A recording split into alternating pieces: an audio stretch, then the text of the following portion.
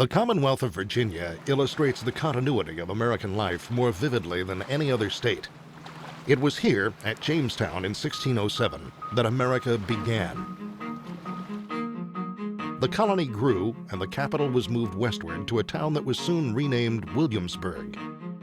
Later, Richmond became the state capital. Well into the 19th century, family-owned plantation farms were the social and, more importantly, the economic backbone of the state. Some of the plantation homes are among the most beautiful and most famous buildings in America. Mount Vernon, for example, and Monticello. Others, too, built earlier or later, have long and fascinating histories.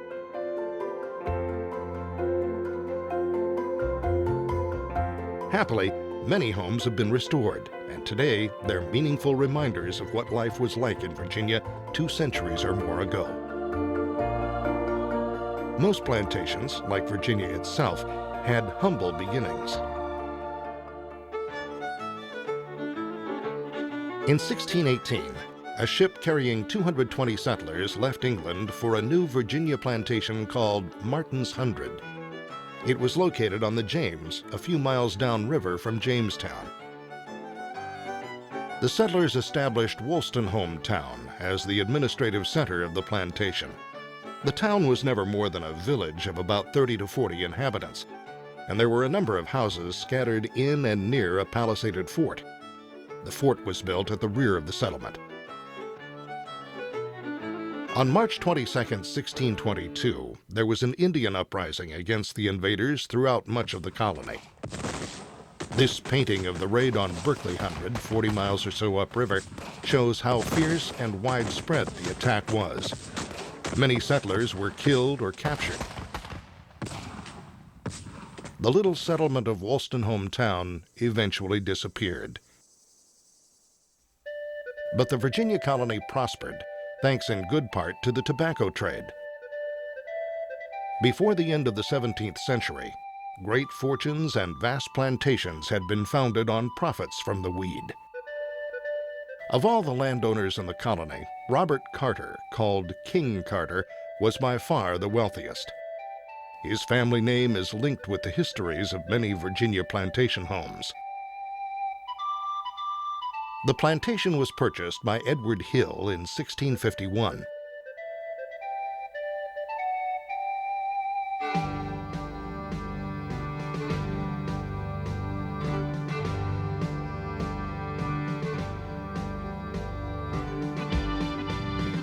The present mansion was constructed circa 1723 to 1738 for Elizabeth Hill, the daughter of Edward Hill III and John Carter, son of Robert King Carter.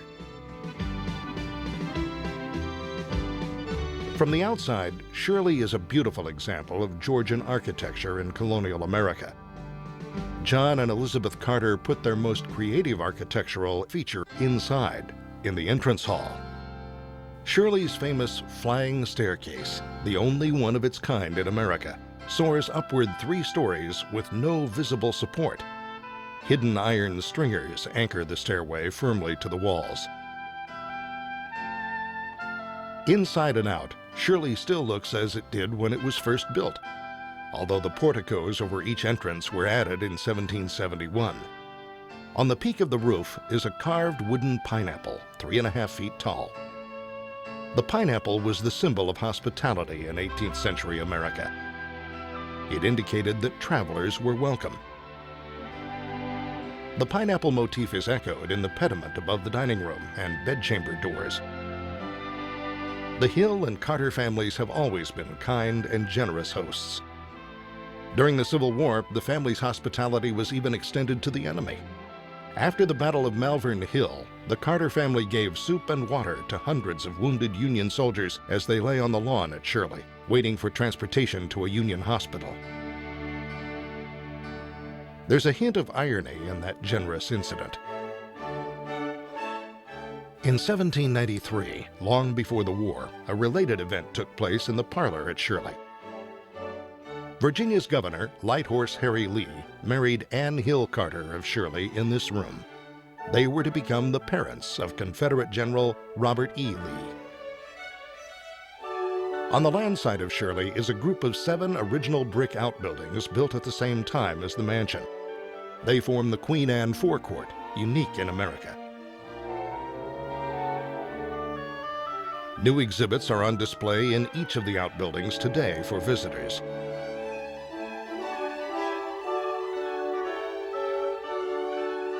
Shirley is the oldest plantation in Virginia and the oldest family-owned business in North America. The Hill Carter family has owned it since 1651. The 10th and 11th generations live here today. Shirley is still a working farm. It's also a place where family tradition and a sense of continuity are among the most important factors of life. Berkeley Plantation, also on the James River in Charles City County, has one of the longest histories of all Virginia plantations. Berkeley Hundred was settled in 1619. A day of Thanksgiving was celebrated here a year before the Pilgrims landed at Plymouth, Massachusetts. The site eventually became Berkeley Plantation, home of the Harrison family. The mansion was built in 1726 by Benjamin Harrison IV for his wife, Anne Carter. Benjamin Harrison V was the owner of Berkeley during the American Revolution. He not only signed the Declaration of Independence, he had the honor of first reading it to the Continental Congress.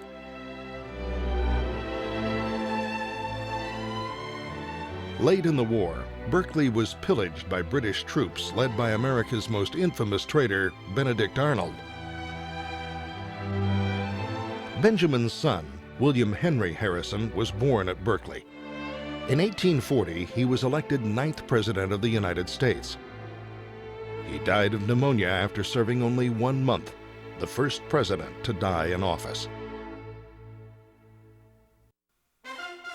In July 1862, Union General George B. McClellan and his army of 140,000 men encamped here through the period of the 7 Days' Battles.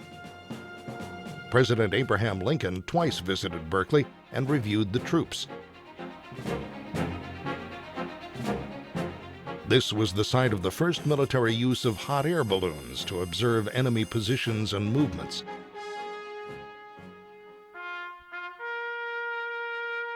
A Union bugler composed the deeply affecting call, "Taps," at Berkeley.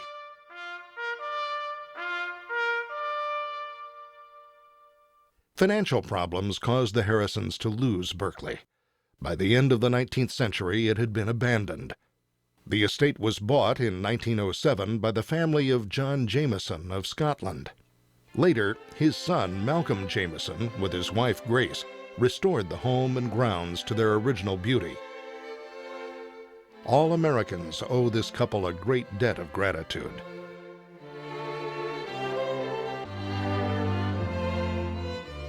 In the south drawing room, the portrait over the fireplace is of Mrs. Jameson's great-great-grandmother, a niece of Thomas Jefferson. Throughout the house, many decorations show an Oriental influence. This reflects America's increasing trade with China toward the close of the 18th century.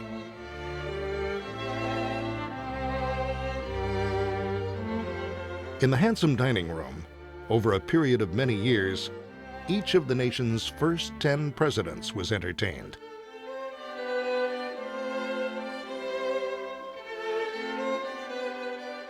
Berkeley's spacious central hall leads out to the restored boxwood gardens. The authentic landscapes are once again brilliant with lovely flowers.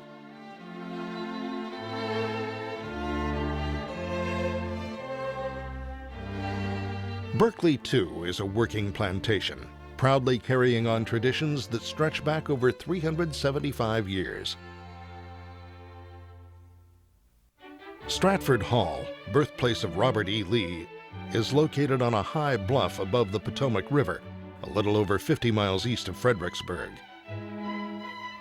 The mansion was built by Thomas Lee during the late 1730s, at about the time Shirley was under construction far to the south on the James.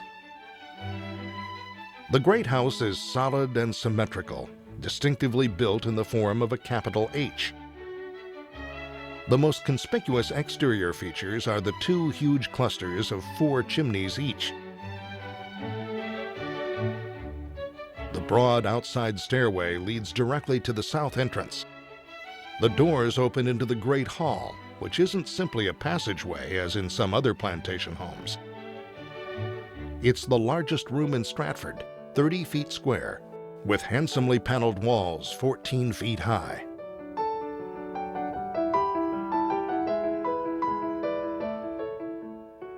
It was in this room that the Lee family entertained guests.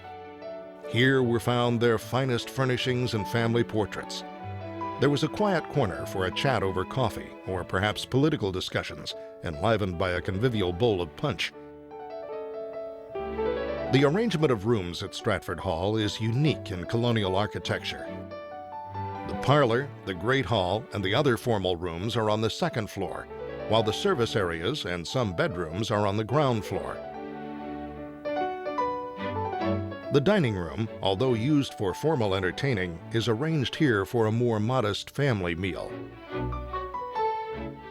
The most historic room in Stratford is on the second floor. This is the master chamber. Robert E. Lee was born in this room on January 19, 1807, youngest son of Light Horse Harry Lee and Ann Hill Carter Lee. His crib still stands near his mother's bed. The boys' room on the ground floor evokes not only Robert's childhood, but that of two other famous Americans. Years before Robert's birth, Richard Henry and Francis Lightfoot Lee grew up at Stratford. They were the only brothers to sign the Declaration of Independence. A large kitchen occupies part of one outbuilding. The stable and the farm animals nearby are reminders that this too is a working plantation, one of the oldest in the state. Even the reconstructed grist mill, powered by water and using 18th century wooden gears, still grinds corn and other grains. Stratford Hall, like the honor and patriotism of the illustrious Lee family itself, endures to this day. Many of Virginia's plantations had elements in common. They were generally farms run for profit. Before the 18th century ended, the more progressive landowners discovered that tobacco depleted the soil, and wheat eventually became the staple crop. Other industries might also be important. In many years, at Mount Vernon, for example, the Potomac River fisheries yielded more income than agriculture did. Often, the plantations were nearly self-sufficient communities, where little was bought that couldn't be grown or made. There was usually a number of outbuildings called dependencies clustered near the main house. The kitchen generally occupied one of these outbuildings rather than being part of the house itself. This plan lessened the danger of fire and kept heat and cooking odors away from the home. Other dependencies might include a laundry, stables, storehouses, and a smokehouse for meat, game, and fish. In an era when roads were poor and rivers were the main arteries of travel and commerce, guests often arrived by boat. The front door of most plantation homes therefore faced the water.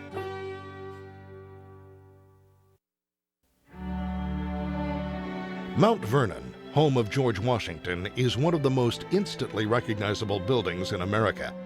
He acquired the original plantation in 1754 when he was just 22 years old. Washington began a program of enlarging and embellishing both the mansion and the estate that was to continue as long as he lived. He married Martha Dandridge Custis, an attractive widow with two youngsters. Although George and Martha never had children of their own, they raised her son and daughter as part of an affectionate family group. Social activities were centered in the west parlor. Family portraits are hung on the walls of this cheerful room.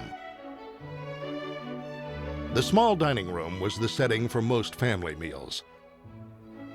Without question, Washington preferred intimate evening meals here to the larger, more elaborate entertainments his public position often required.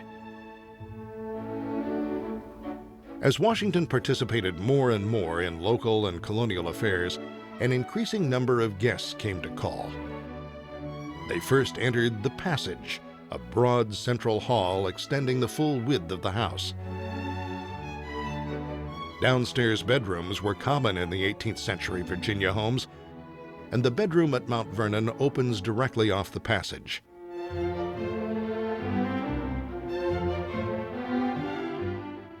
Guests were also lodged in some rooms on the second floor.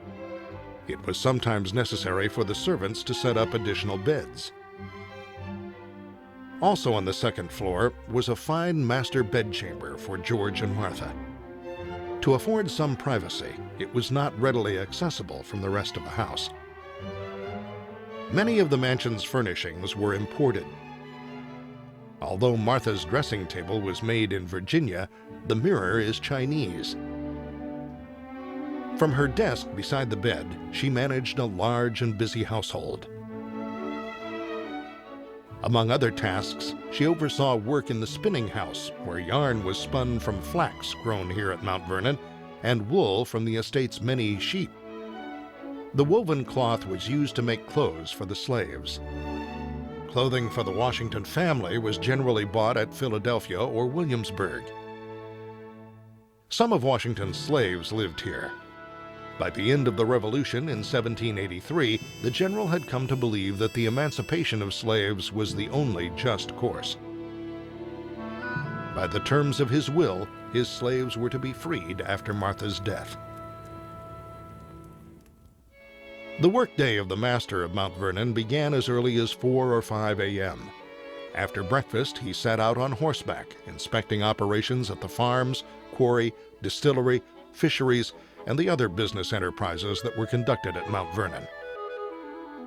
But of all the activities on the plantation, it was farming, the efficient raising of crops, that most appealed to Washington's practical nature.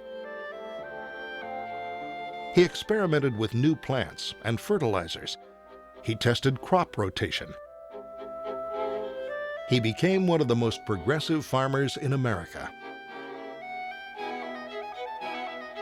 In the 18th century, architecture was not a widely established profession.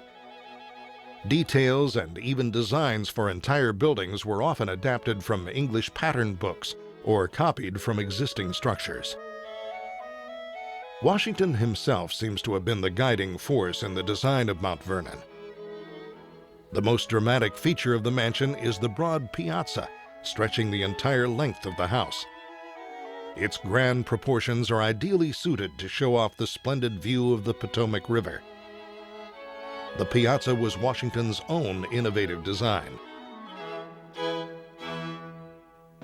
Public life often forced Washington to be absent from Mount Vernon. He was away for 8 years as commander of the American forces during the Revolution. Later, he participated in framing the Constitution and served 2 terms as first president of the new nation. When he was able to be home, he busied himself with the domestic tasks he loved. The study was his headquarters. It was from here that he conducted the business of the plantation. Both of Martha's children had died before the end of the war, but she and her husband raised 2 of her 4 grandchildren. The boy on the left is George Washington Parke Custis, who will appear again in this story. Washington returned home for good in 1797. He and Martha entertained an unending series of guests. The Mount Vernon kitchen often produced huge dinners. There could be 3 or 4 meats, half a dozen vegetables, and a variety of desserts, plus a choice of wines, beer, and cider. At times, the staff included 2 cooks and 2 waiters under the direction of a steward or housekeeper. The large dining room received Washington's special attention. This is by far the most spacious room in the mansion, and it's the most elaborate and most formal. Its design illustrates the 18th century fondness for balance and symmetry. The room was designed for entertainments of almost any size. For large dinners, trestle tables were set up and covered with damask cloths. Desserts could be as extravagant as the entrees. Martha's granddaughter, Nellie Custis, who grew up at Mount Vernon, occupied this bedroom.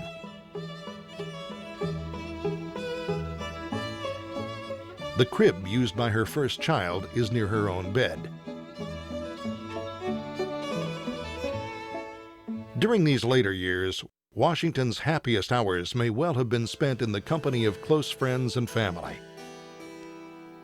Nellie played sweetly on the elegant English harpsichord. Now and then, Washington might set aside his book and spectacles to listen to the music. December 12, 1799 was a cold, wintry day. The general busied himself with improvements along the Potomac. He returned home with snow on his hair and shoulders. He became ill during the night and died in his bed at Mount Vernon on December 14, 1799.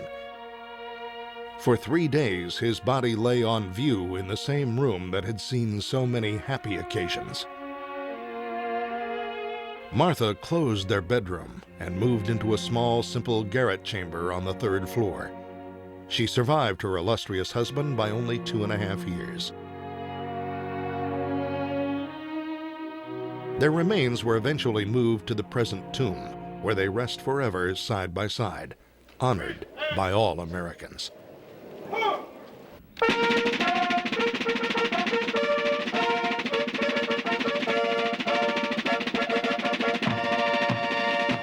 Every year on his birthday, Washington is given a special tribute with a military fife and drum corps and soldiers in Revolutionary War uniforms. There's a solemn ceremony at the tomb, including the presentation of a floral tribute sent by our country's chief executive. Large numbers of people have always visited the home of this great and beloved man.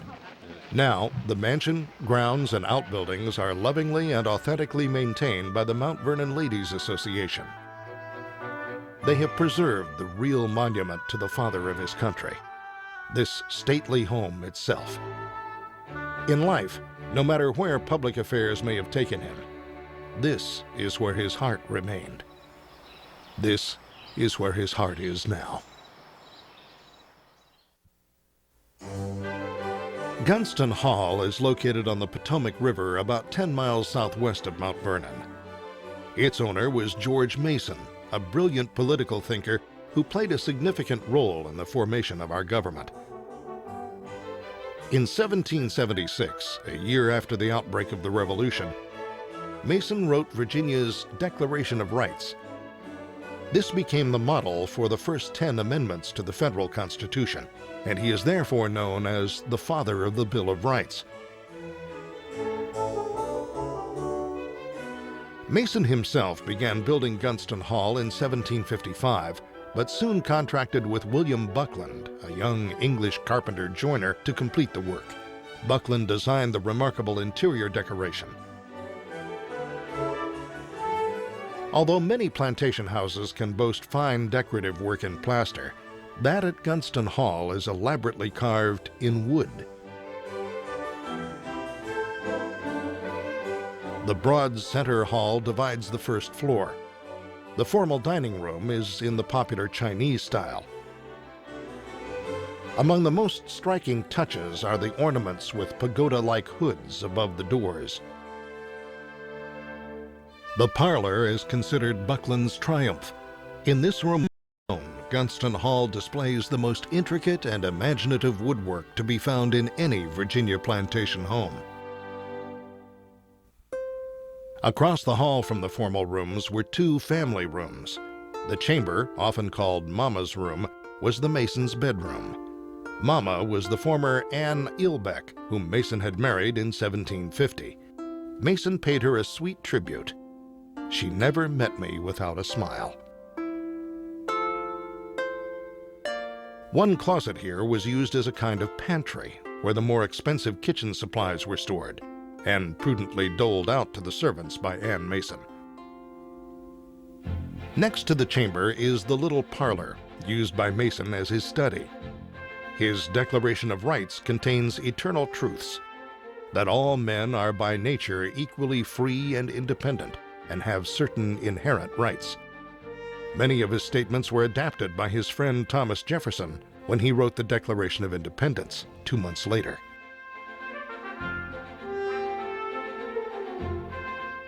Near the desk in Mason's study are crutches and a chair with a leg rest.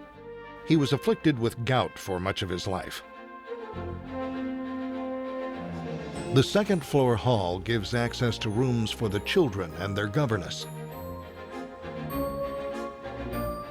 George Mason died in 1792, and Gunston Hall passed out of his family in 1866. Subsequent owners made some changes, both outside and in, before the Commonwealth of Virginia took over the estate in 1949. Exacting restoration work continues to this day.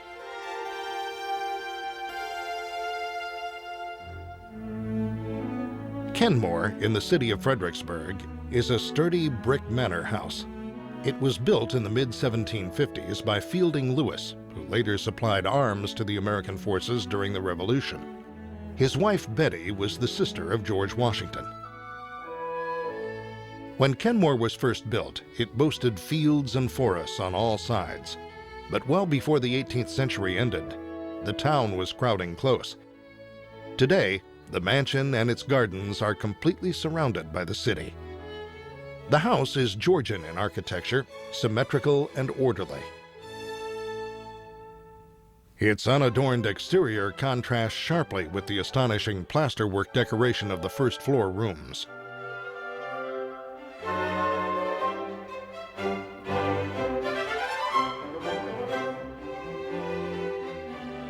These richly elaborate ceilings and overmantels were completed sometime after the house was built.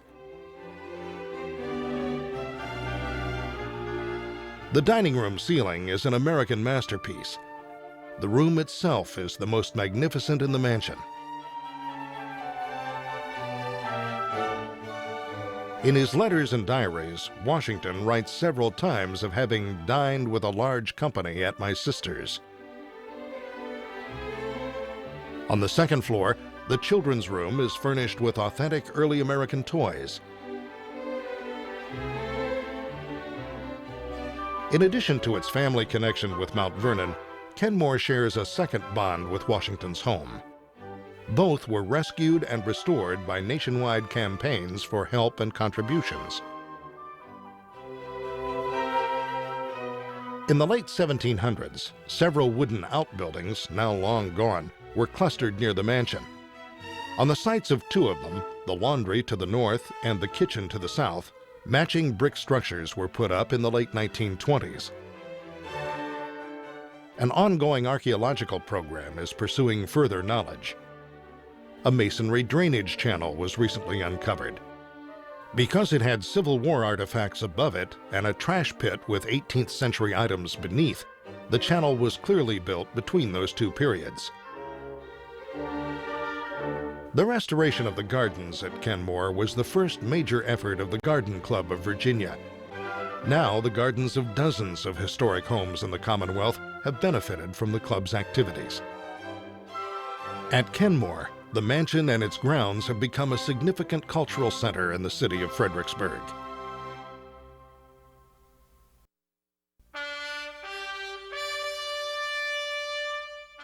Monticello, home of Thomas Jefferson, is located in Charlottesville. It's been called an autobiographical house. Jefferson himself was the architect, and the building reflects his complex personality and character. This was the first house in America to be built with a dome. By 1809, after 40 years of construction, no other private home in the country could boast a greater number of unique details of design and ornamentation. Monticello is the Italian word for little mountain. The house was built on a forested mountaintop. This was most unusual for Virginia plantation homes, which were normally built near navigable rivers. Construction began in 1770. 2 years later, Jefferson married Martha Wake Skelton. The uncomplicated main house to which he brought her was based on this plan. From the beginning, the works of Palladio, the 16th century Italian architect, had been Jefferson's architectural Bible. Palladio's influence appears in design elements of several Virginia plantation homes. As with Washington, public service repeatedly called Jefferson away from his beloved home. He was a member of the Continental Congress and author of the Declaration of Independence. Because of his wife's health and for other reasons, he retired from public life in 1781. Martha did not regain strength after the birth of their last child and died the next year. He actively involved himself once again in public service, both at home and abroad, and spent little time at Monticello for most of the next 11 years. He returned home in 1794. He'd been stimulated by the neoclassical architecture he'd seen in France and set about enlarging Monticello and completely transforming its style. He was called back to government duties again as vice president under John Adams. In 1801, he became America's third president. Construction of Monticello continued during his absence, following his precise instructions. In 1809, Jefferson retired to Monticello for good, deeply in debt from the neglect of his personal affairs. The building of his home was virtually complete. The active retirement of this scholarly man was centered in his uniquely designed study and bedchamber.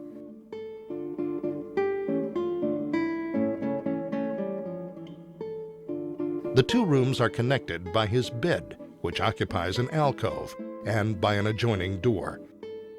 One side provided access to the bedchamber, and the other to his study, which he called his cabinet.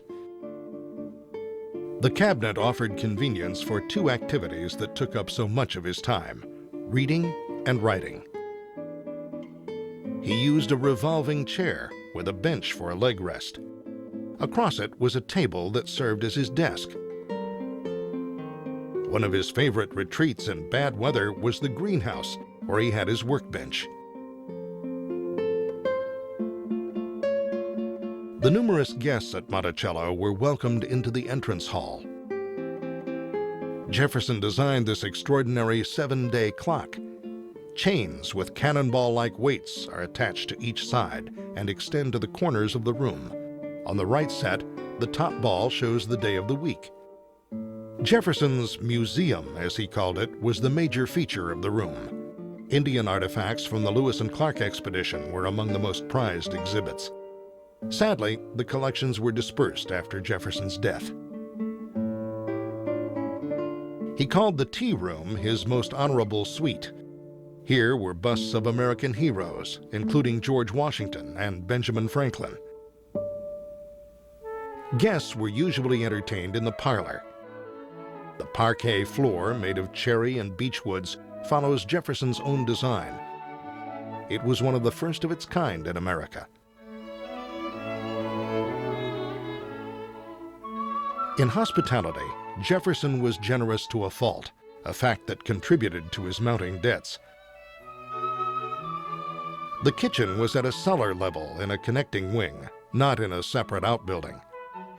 Servants brought food to the dining room via a long, all-weather passageway under the house. Bottles of wine were transported upstairs to the dining room by small dumbwaiters, one hidden at each end of the fireplace. The South Square room was the family sitting room. Jefferson's older daughter, Martha Jefferson Randolph, her husband, and family moved into Monticello in 1809. Eventually, there were 11 children. Jefferson believed that stairs should be inconspicuous to conserve space. There are 2 stairways at Monticello, each barely 2 feet wide. On the 3rd floor is the most dramatic room in the house. The octagonal dome room is a splendid expression of Jefferson's vision of light and space. At the time of his death, it was a common storeroom. Jefferson devoted great care to the beautification of the grounds. Flower beds were planted along an inviting roundabout walk encircling the west lawn. He was particularly fond of his kitchen garden, which provided food for the table. He experimented with over 250 varieties of vegetables and herbs.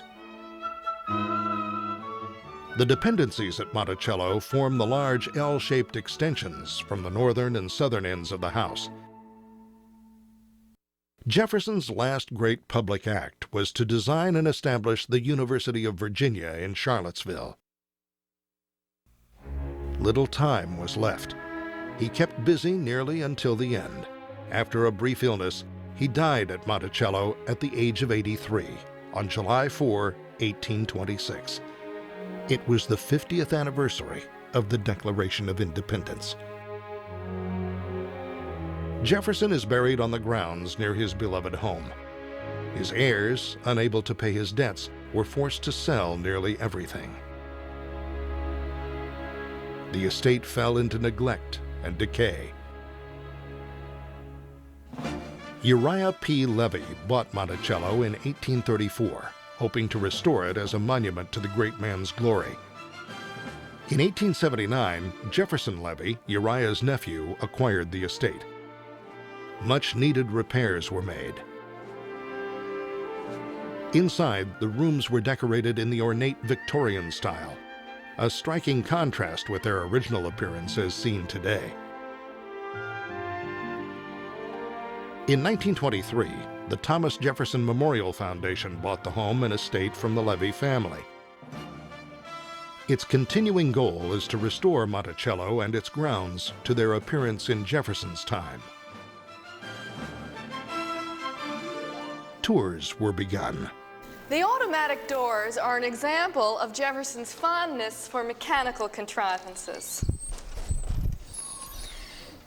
How these must have delighted his grandchildren. They operate by means of a chain under the floorboards that moves in a figure 8 between two wheels at the pivot points of the door. Jefferson, this astonishing man whose genius helped to shape the nation, wrote once, "All my wishes end where I hope my days will end." At Monticello.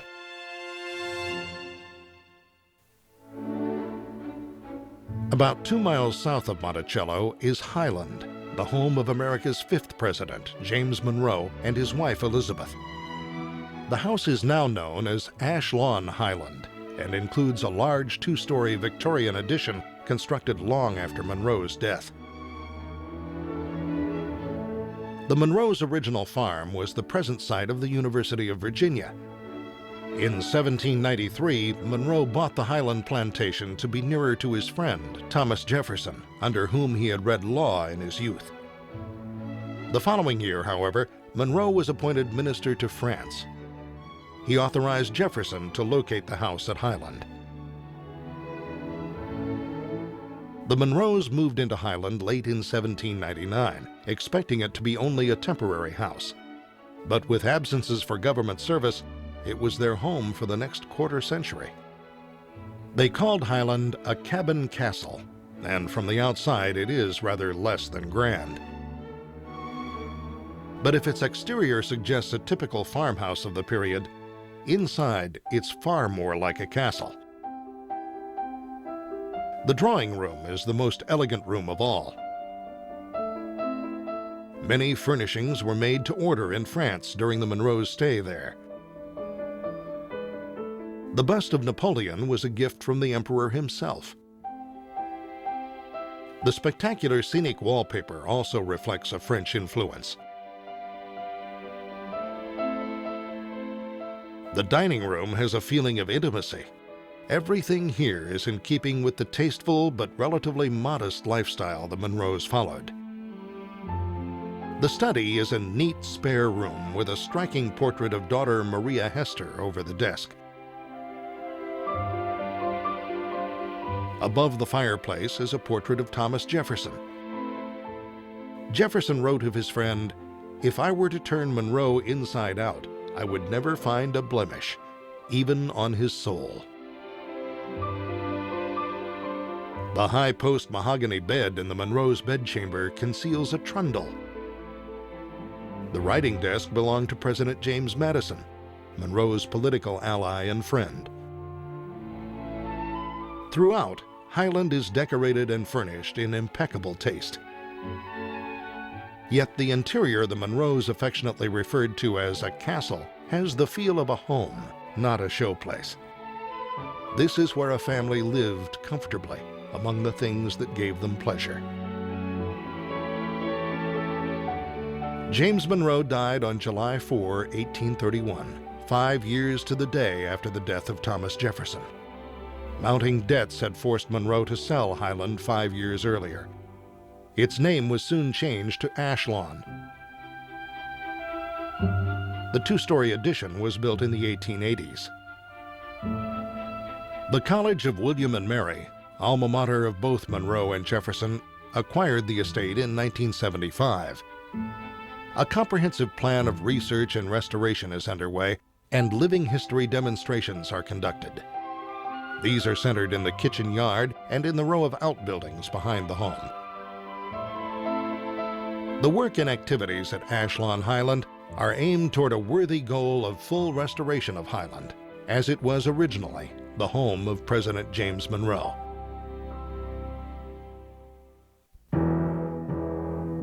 The profits and comforts of plantation life throughout the South were largely based on slavery.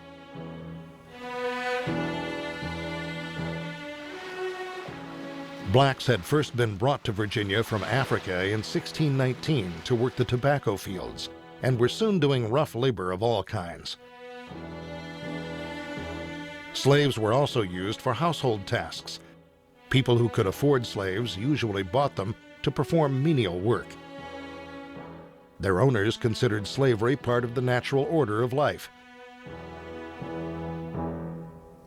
One of the slave quarters at Carter's Grove has been rebuilt. The construction is extraordinary in that the buildings were erected on the original sites using 18th century methods of construction. The rough quarters suggest a typical slave's existence of drudgery, where comforts were scanty and pleasures few.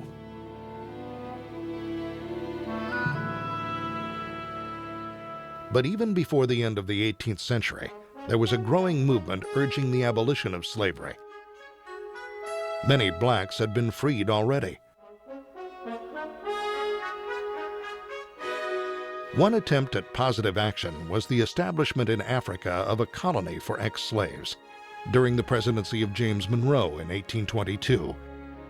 It became the independent Republic of Liberia. Thousands migrated there. Its capital was, and still is, Monrovia.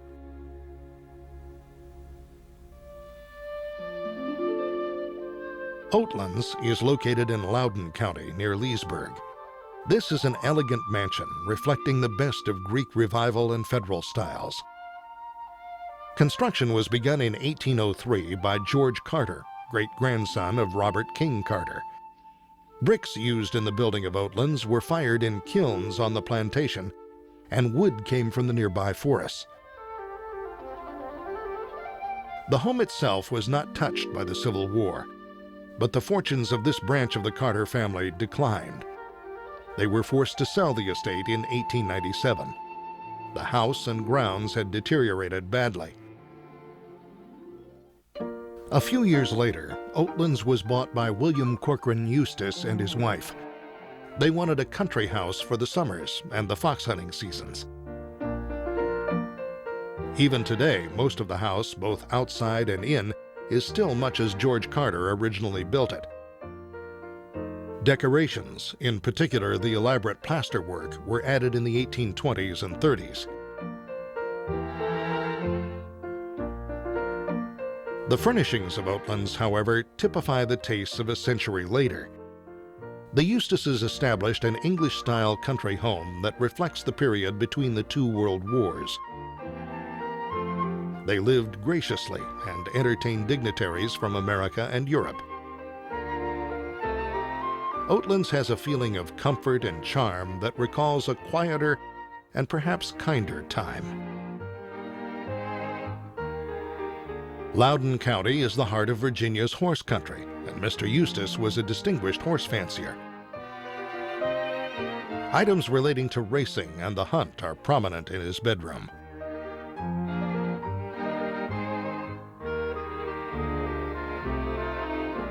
Mrs. Eustis's room is a bright, pretty place. She outlived her husband by more than 40 years. She raised their children and continued the family tradition of generous hospitality. Her great passion was her garden, and at Oatlands, the rooms are still decorated with fragrant bouquets that come from the flower beds she lovingly restored. It's said that Mrs. Eustace decided to buy the plantation when she first saw the potential of the gardens, before she'd even stepped inside the house. She enlarged the flower beds and added statuary and other decorative refinements. Today, the gardens at Oatlands have as much appeal for visitors as the handsome home itself. Arlington House, the Robert E. Lee Memorial, sits high on a bluff overlooking Washington, D.C., across the Potomac. This remarkable home links three prominent Virginia families. Construction was begun in 1802 by George Washington Parke Custis, grandson of Martha Washington. He was an artist and fitted out a large room in the south wing as a studio.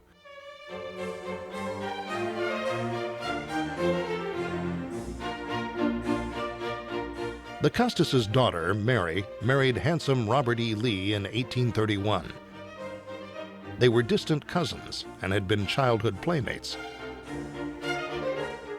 The family parlor was the center of daily life for the Custises, and it remained so for the Lees. It was in this room, in fact, that they were married. Lee and his wife completed the furnishing and decoration of the old Custis home. The white parlor was fitted out in plush Victorian style. This parlor served as a drawing room where musical entertainments were often held. The Lee family at Arlington included many children. 3 sons shared a rather Spartan room. 4 girls and a cousin occupied 2 rooms. There was plenty of space for their dolls. The slaves at Arlington were freed in 1862. Lee wrote at the time, "They are entitled to their freedom, and I wish to give it to them." With the constant travel and uncertainties of an Army family, Arlington House represented permanence and stability for the Lees. But national events were about to cause another departure. This one, the last. Colonel and Mrs. Lee's bedchamber, filled with everyday comforts and necessities, became the scene of the most momentous decision of his life. Slavery and other issues were dividing the country. Virginia would clearly follow other southern states in secession, and in this room, Lee wrote his letter of resignation from the United States Army. It was completed well after midnight on April 20th, 1861. The Lees had lived in Arlington House for 30 years. Their forced departure is one of the saddest episodes in the story of Virginia's plantation homes. The estate was occupied by Union forces a month after Lee left. It was an armed camp throughout the Civil War, and the grounds deteriorated. Before the war ended, 200 acres around the house were chosen as a cemetery for Union dead. Restoration of the stately mansion was begun in 1925, and this memorial to Robert E. Lee is now managed by the National Park Service.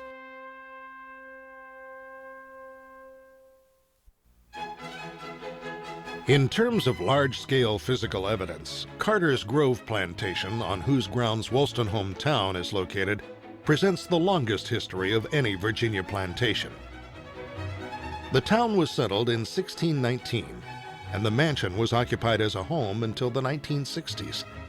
The house grounds were later operated by the Colonial Williamsburg Foundation until the year 2007. The mansion today is greatly different from the original. The plantation had been part of the vast holdings of Robert King Carter. By that time, all remains of Wolstenholme Town had been lost, buried beneath the soil.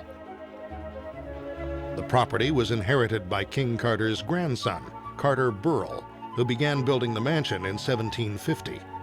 It was a splendid 2-story brick house with a detached dependency at each end.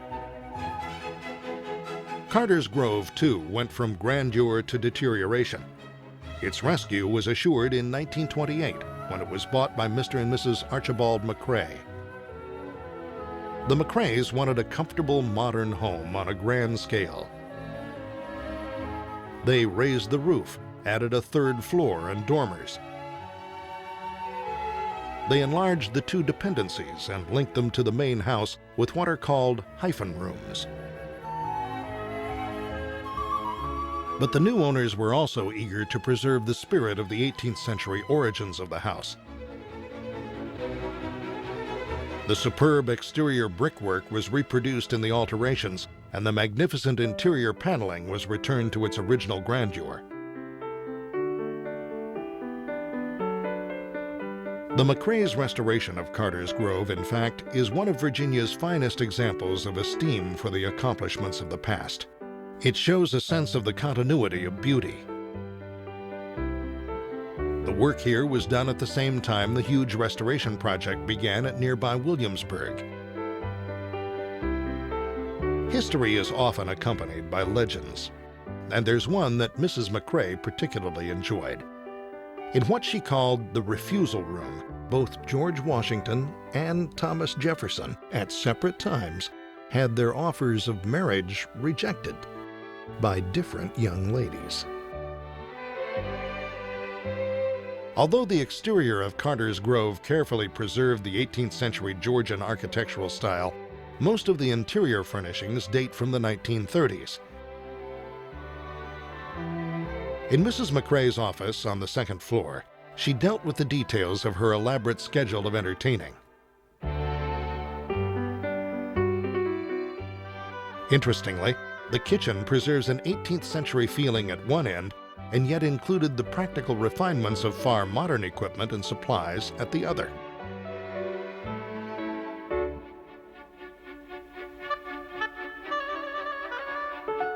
The butler's pantry occupied part of the hyphen connection between the original kitchen and the main house.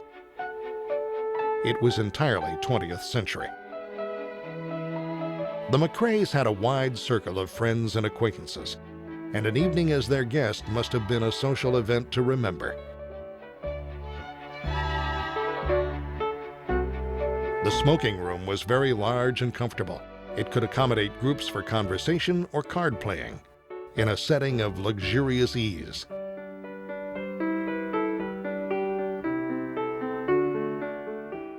Upstairs, Mrs. McCrae's bedroom was refined and elegantly appointed. Her dressing room, by the usual standards of today, was immense. Mr. McCrae's room, less elaborately decorated than his wife's, was bright and bold in its color scheme. Very emphatically, the McCraes succeeded in their efforts to make Carter's Grove one of the country's supremely beautiful estates. In 2007, the estate was sold to CNET founder Halsey Minor and closed to the public. The most dramatic and startling archaeological event in the story of Carter's Grove Plantation occurred in the 1970s. Scientists accidentally discovered the remains of Wolstenholme Town. Its existence hadn't even been suspected here before that time. 6 years of study have revealed the plan of the town, but little is known about its appearance. Outlined foundations and partial structures have been put in place to suggest what it may have looked like.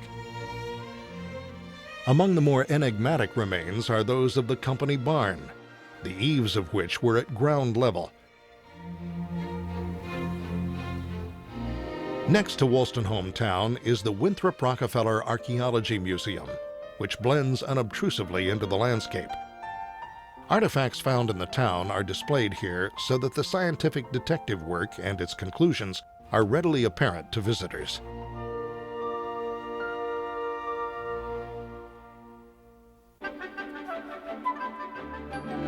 Virginia's great plantation homes symbolize a journey into the past and an exploration of history.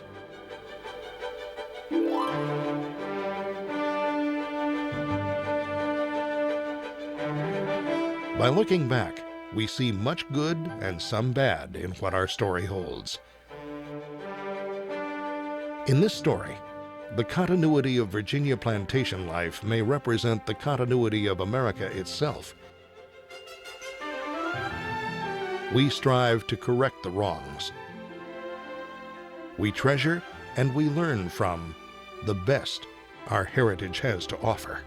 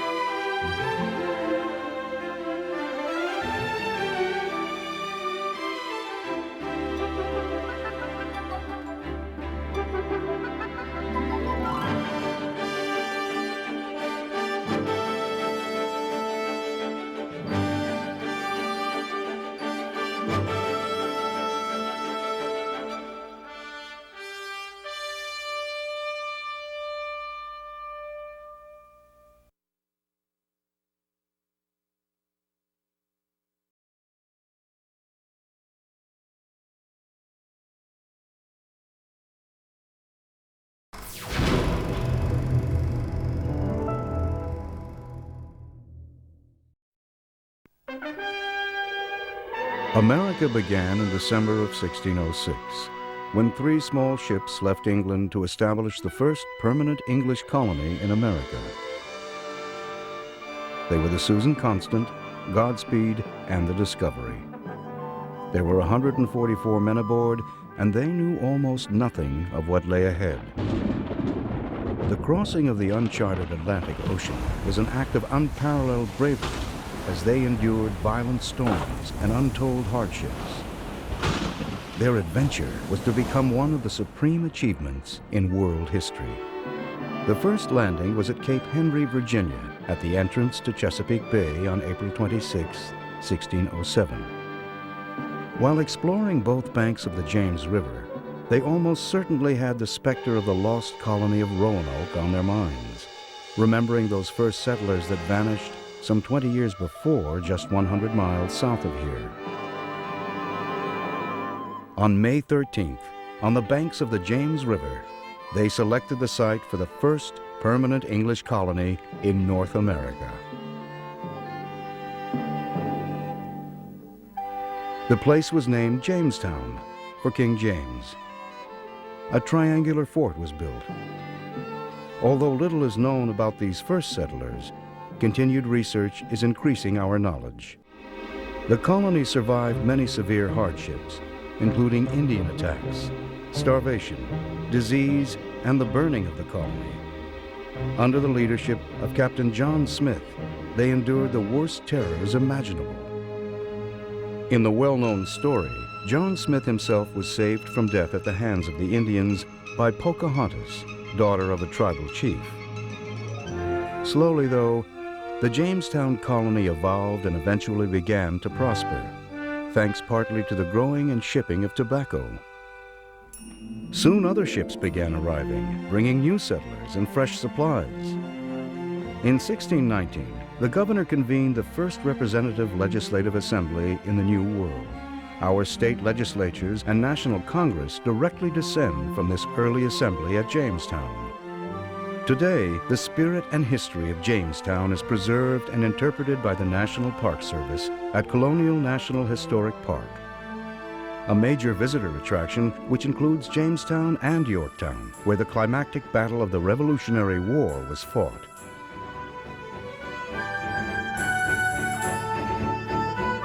The exact site of the original Jamestown fort has been discovered, and archaeologists are unearthing a treasure of relics and clues about what life was like inside that early fort. Nearby, the state of Virginia operates Jamestown Settlement, with a recreation of the original settlement, including the fort and the 3 famous ships.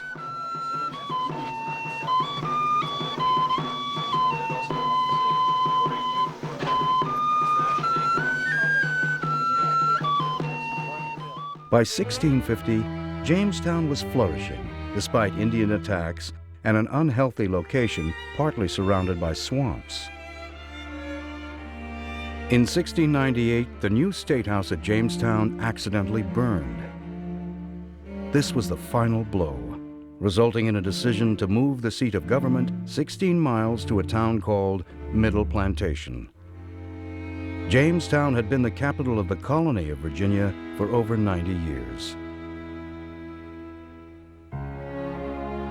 In 1620, some 13 years after the founding of Jamestown, another brave band of pilgrims left Plymouth, England, braving the same hardships their early predecessors had endured.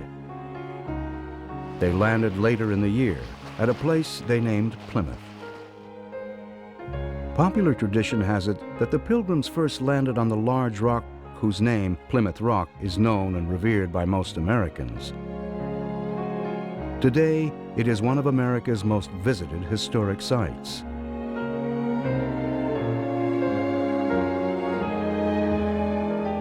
Overlooking the portico that contains Plymouth Rock is a statue of the revered Indian Massasoit that helped the pilgrims to survive the dreadful winter of 1621. In 1957, a replica of the Mayflower, Mayflower II, was built and offered as a gift to America by England. Appropriately, it sailed from Plymouth, England, and remains anchored at Plymouth, Massachusetts today. A few years after their landing, the Pilgrims had firmly established England's second colony in the New World. Middle Plantation was soon renamed Williamsburg. It was a small settlement when the capital was moved from Jamestown to here in 1699. However, it was already the home of the College of William and Mary, founded 6 years earlier. Soon the new capital began a rapid growth, with construction beginning on several new important public buildings, including a new capitol.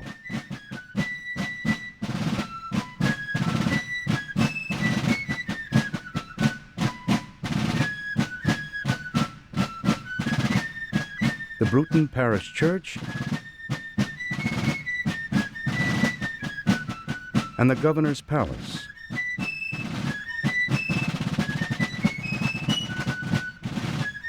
By the early 1720s, all of these public buildings were substantially completed, and legislative bodies, including the Colonial Assembly, began their sessions within.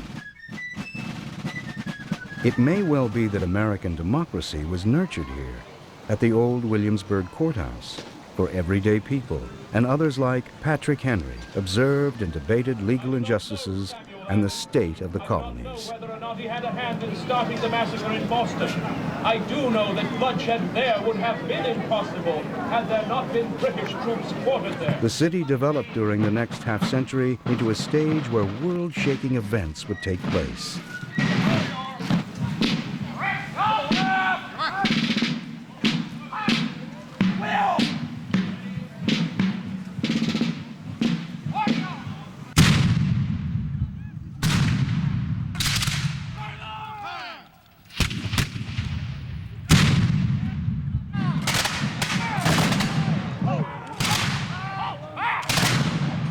By the middle of the 18th century, Williamsburg had grown into a very cosmopolitan city, crown jewel of the English nation of Raleigh's dream. Today, Williamsburg is one of the world's most popular visitor attractions. Presidents, royalty, and just average people visit here in great numbers. They come from near and far to see one of the finest architectural restorations on this planet. Not just buildings alone, though, but an authentic atmosphere that blends the old world of colonial England and Europe with the new world of America today. To walk these streets is to relive America's glorious past. John D. Rockefeller deserves the thanks for beginning this magnificent recreation of where America began.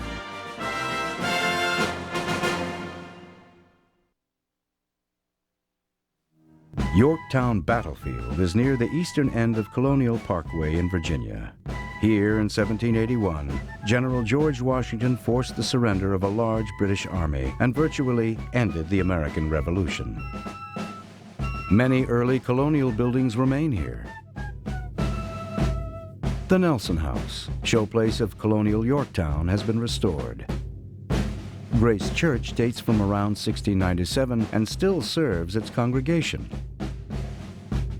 The National Park Service Visitor Center displays Washington's sleeping tent and offers other interpretive displays and activities.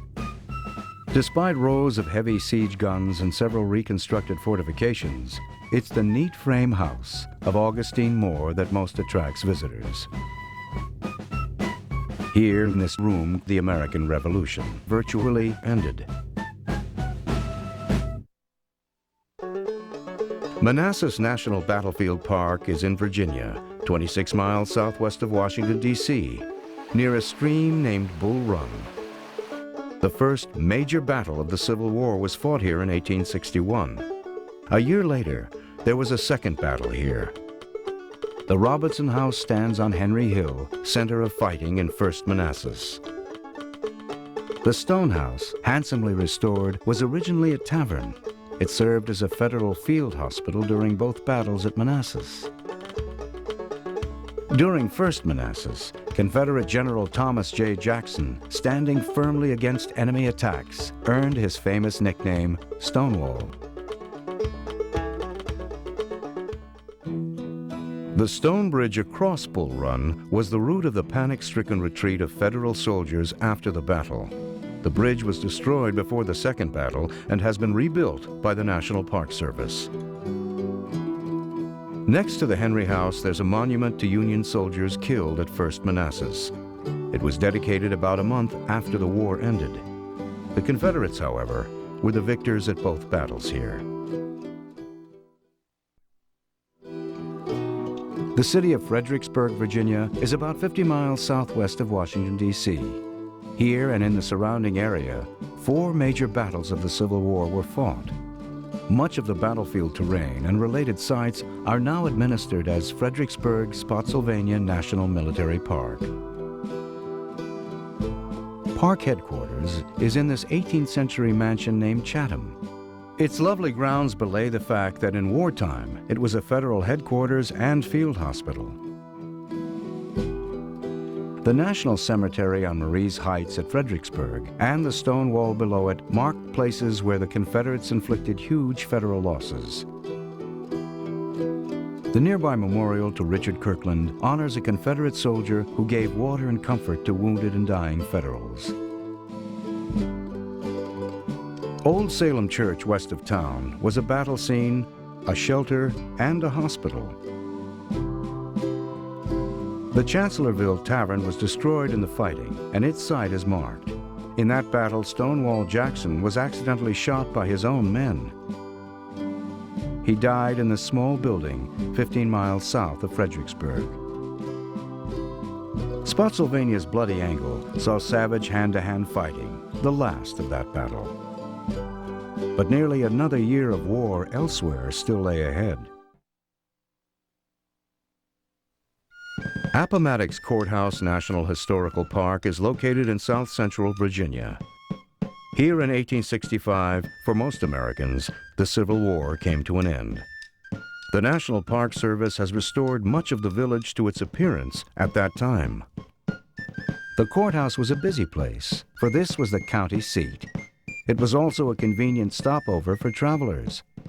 Clover Hill Tavern offered meals and accommodations. Meek's store sold a variety of goods and medicines and was also the post office. There were several substantial homes in the village, such as the handsome Isbell House. However, the Maria Wright House, dating from the 1820s, was more typical of the region. But history has made the home of Wilmer McLean one of the most famous in the nation. In the McLean front parlor on April 9, 1865, General Lee surrendered to General Grant.